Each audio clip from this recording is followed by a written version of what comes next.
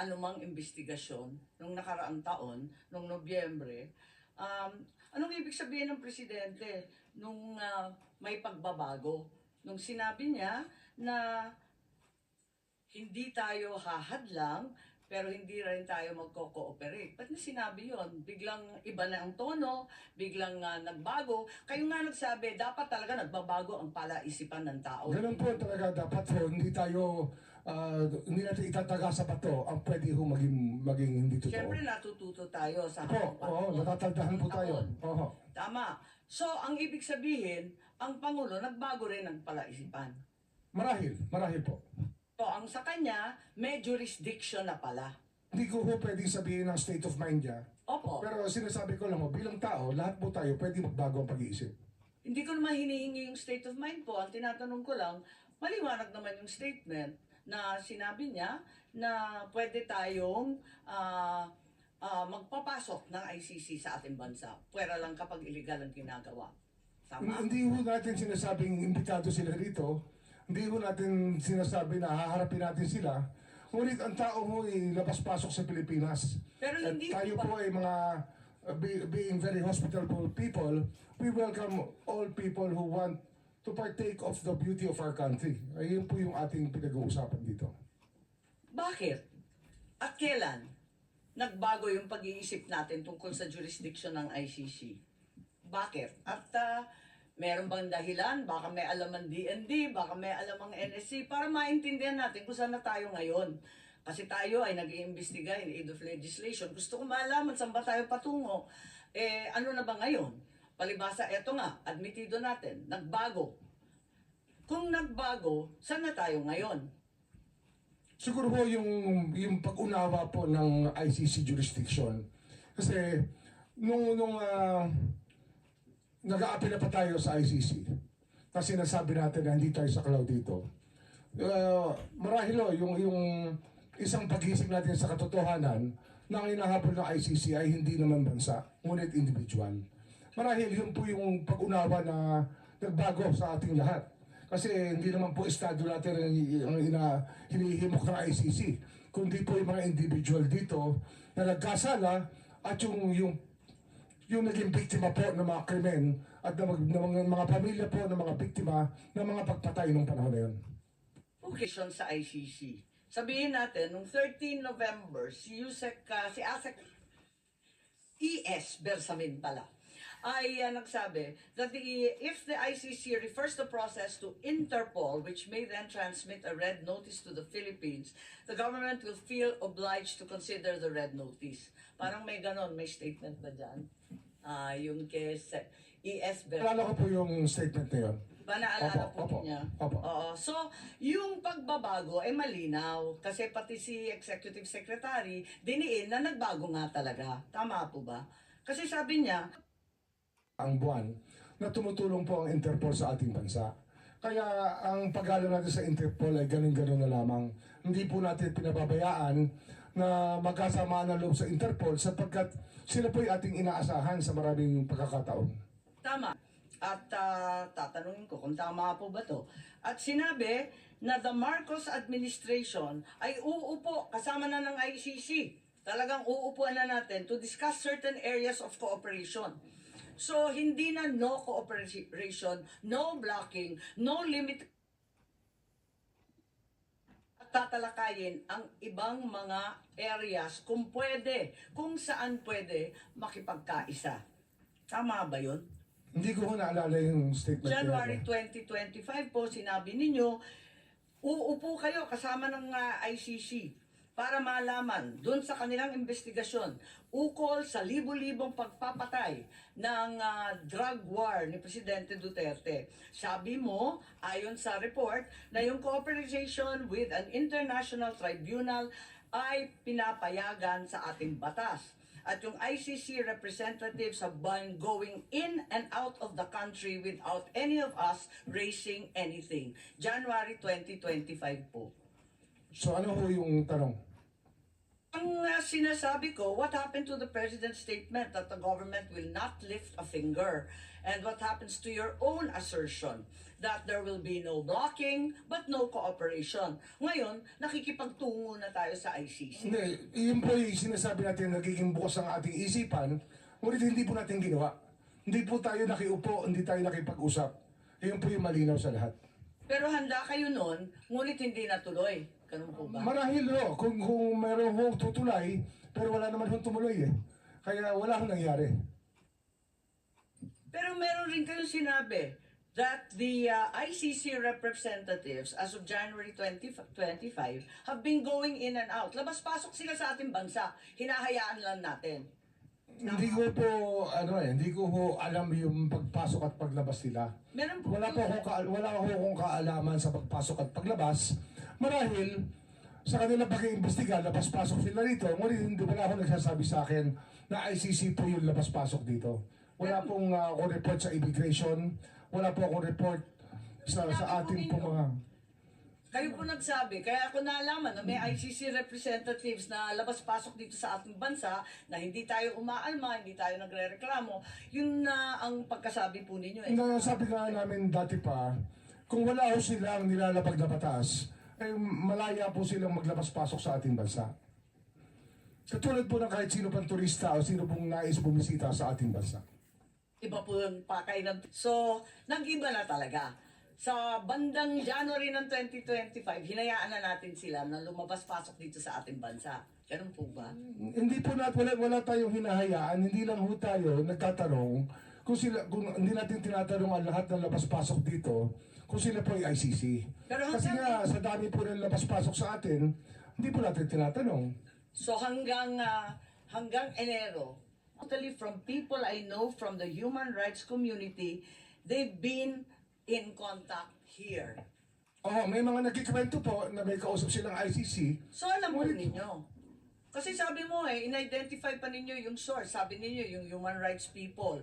Nagko-contact Oo nga, oo. Usap na. Di alam na ninyo na nandito na yung ICC. Ay, hindi ko ho nalalaman kung nandun sila. Sinasabi lang nila, may kausap sila. Hindi ko sinasabi ko saan sila nag-usap at paano. Pero, siyempre marami hong gustong tumulay. Ngunit hindi naman natin, hindi ho nagkaroon ng pagkakataon na makilala talaga namin na ICC o makaharap. Kahit kailan po hindi namin nakaharap ang ICC. Pero, Hindi ko sinasabi ko saan sila nag-usap at paano. Pero, siyempre marami hong gustong tumulay.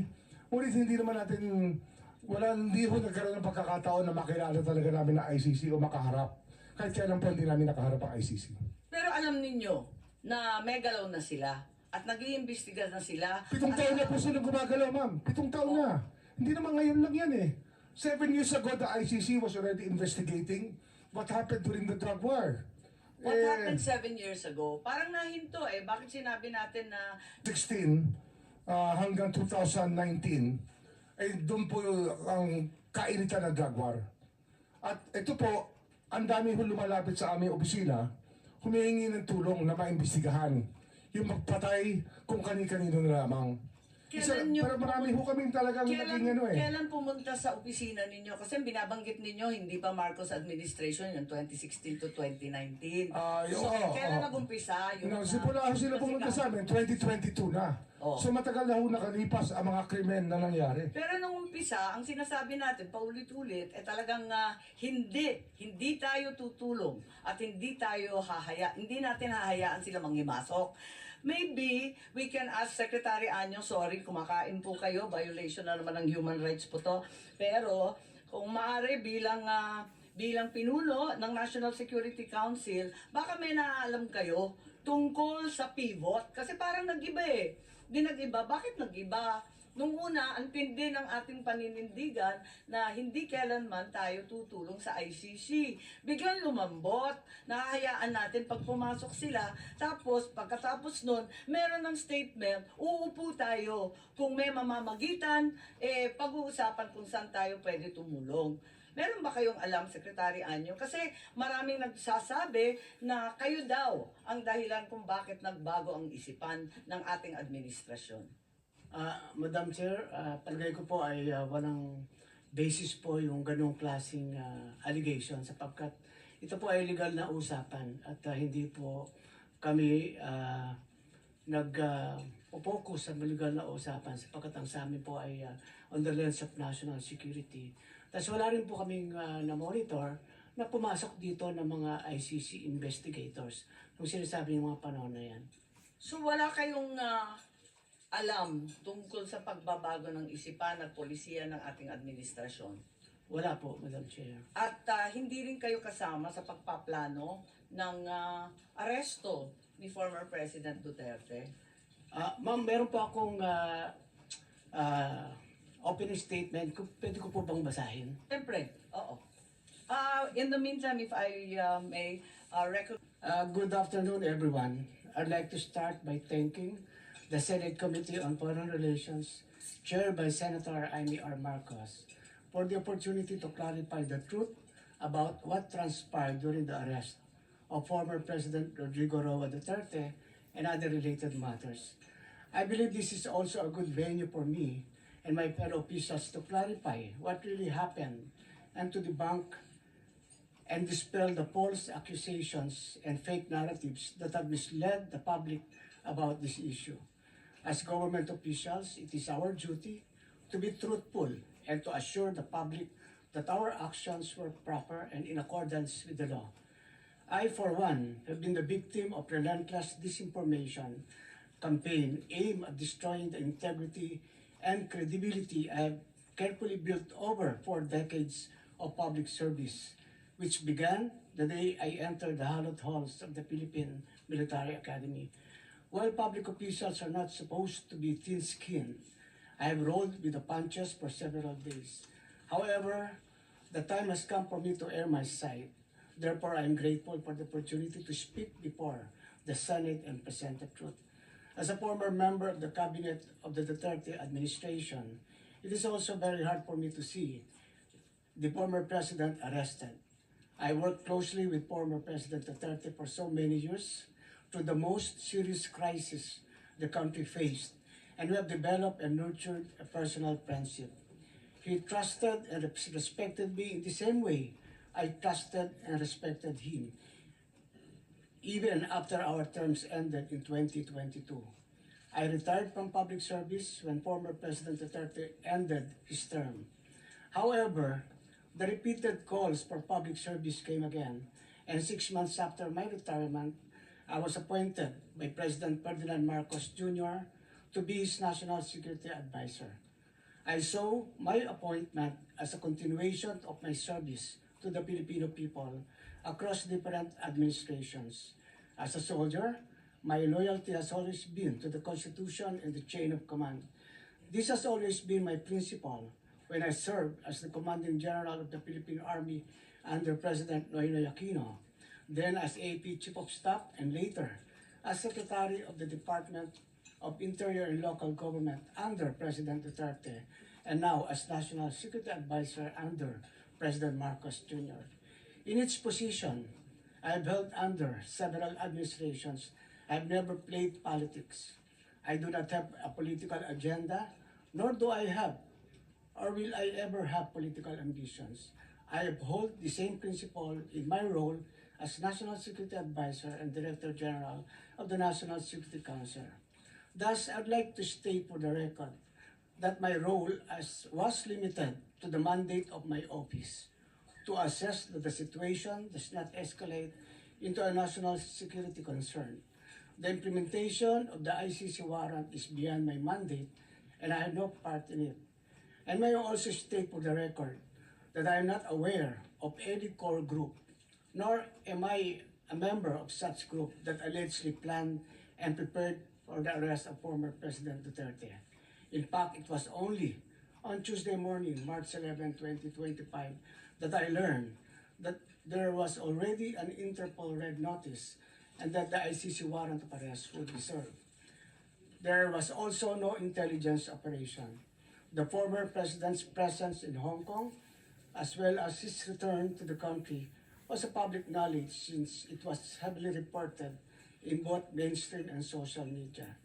It is utterly unacceptable and unfair that my name is being dragged into an alleged grand conspiracy. I firmly deny any allegations of a grand conspiracy.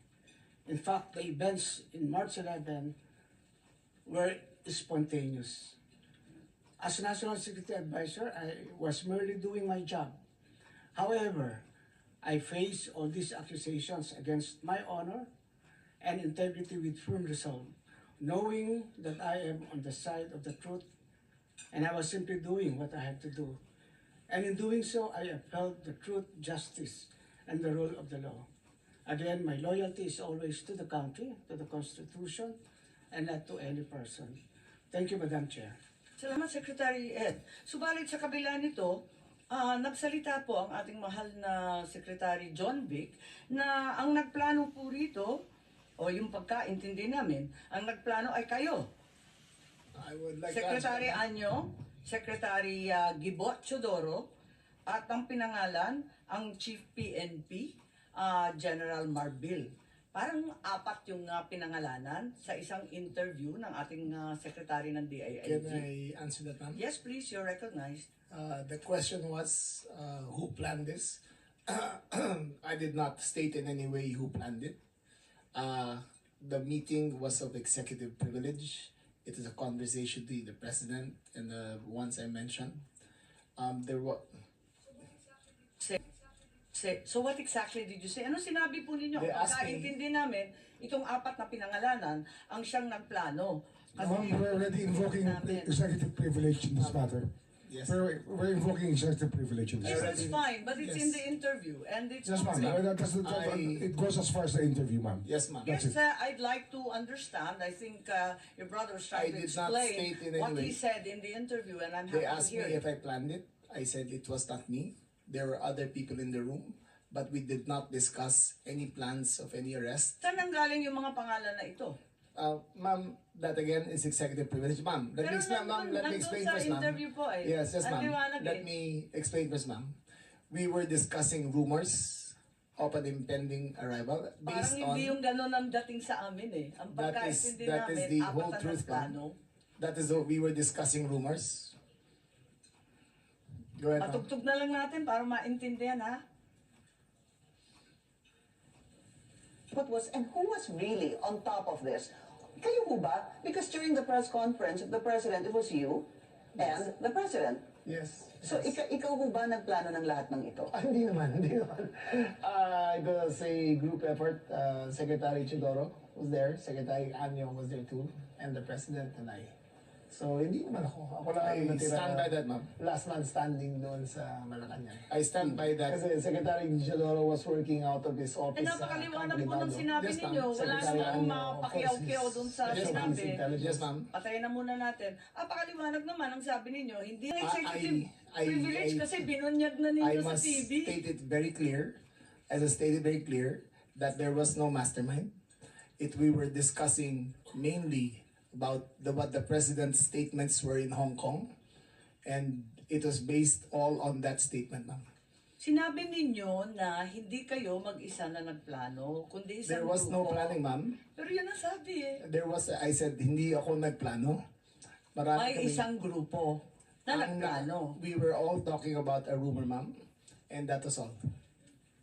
Ano yung in-effort ng group Ma'am, kapag hindi let plano? me make I think that intruding into executive privilege already, ma'am. I think that we please No, I'm respect just our. asking him to explain the media. Yes, ma'am. But it's already a I'm very thin confining- dividing line between what transpires in a room between I will- cabinet members I will- and a media statement. But there's a very thin dividing line, ma'am. Understood. I hope that we can respect executive privilege. Understood, and the Senate and the Secretary Chodoro is fully aware.